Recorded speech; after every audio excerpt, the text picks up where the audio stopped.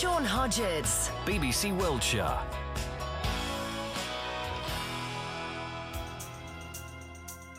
Good morning. Sue Davis has the day off after the excitement of Petula Clark and the overtones over the weekend.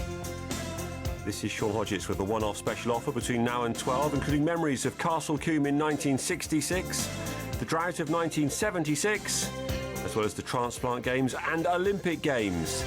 It is the greatest show on earth, starting this Friday. A volunteer from Swindon talking to us from Rio very soon. The new song from Ward Thomas coming up soon. We're off and running with Climby Fishers. Love changes everything on BBC Wiltshire. I'm Sean Hodgetts. Survived the A303 this weekend, east and westbound to cover the football. We might come back to Swindon Town Yeovil later. But let's start with the Olympic Games.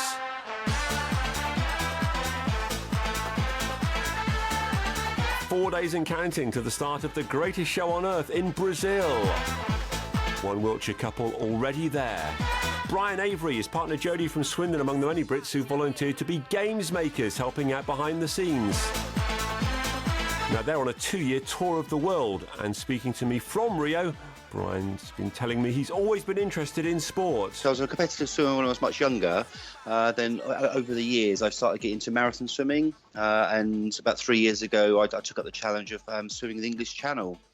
So I did that 3 years ago. And since then, I've swam around Manhattan Island and some other great swims around the world as well. So yeah, I'm a bit of an avid swimmer myself. So I do enjoy swimming an awful lot. Did this all start in Swindon at Milton Road or the Link or somewhere else? No. You might know my accent isn't really from sort of Swindon area. I actually was swimming in Kent for many years before I actually moved to Wiltshire.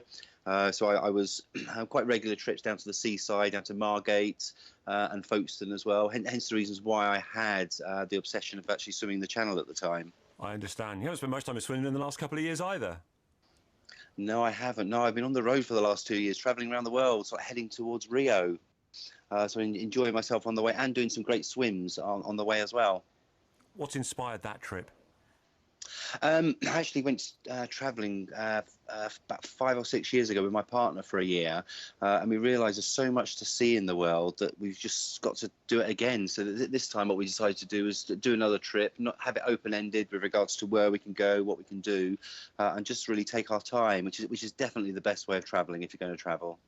So you're in Rio, you're just off the Copacabana beach. Are you missing Swindon? No, not really. No, we do miss family and friends. That's one thing you do miss, and also fish and chips and a good old pint of beer as well. So, tell me about your Olympic adventure. Yes. So about 3 years ago, 2 or 3 years ago, I actually applied. Both Jodie and myself applied to be volunteers at the Olympics.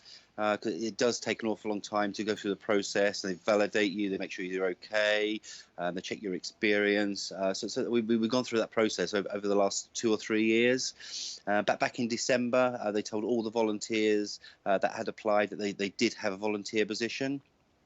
Which was good, but they didn't tell you with regards to where you was going to be working, so they almost kept that like a dark secret. I think that's more to do with the organisation of Brazil, because they're not England, they're not as organised as us.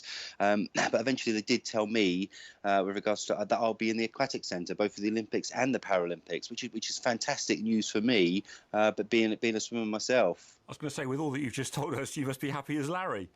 Oh, absolutely ecstatic. It's like my dream come true. So, especially being a swimmer myself, when I was younger, I dreamed to aspire to be in the Olympics, but it's only a select few that can do it. And now, actually, it's almost like my dreams come true, because I'm on the poolside with the Olympic swimmers, up close to them and helping them to do whatever they need to do to be in the Olympics.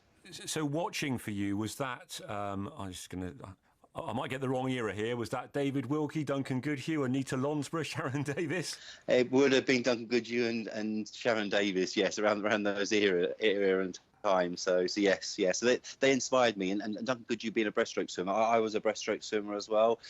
So I'll be watching Adam Peaty this year, being there, cheering him on, and making sure he gets one of the first golds for Great Britain. And you'll be pretty close. What will you actually be doing? So I've actually got one of the key roles, which is called the FOP, which is a field of play. And what that means is I have a pass to essentially go onto the poolside with the athletes. Now, there's different roles that we play as volunteers, everything from collecting the baskets from the swimmers, passing the swimmers' towels, looking after them, making sure they're in the right place at the right time, all the way through to potentially the medal winners. We've got to find who the medal winners are and make sure we look after them and to make sure that they're at the ceremony place and the ceremony area at the right time, because everything in the whole Olympics is timed down to the minute. Will we see you on the telly? Possibly, yes. I'm not quite sure where, because there'll be various different jobs, but I'll be one of the people in yellow on the pool side, hopefully carrying one of the baskets, going backwards and forwards, and we're meant to be invisible, but I'll be the one in yellow. You can sense his excitement, even over Skype. Brian Avery from Swindon, along with his partner Jodie, among the many Brits who volunteered to be games makers at the Rio Olympics, which start this Friday.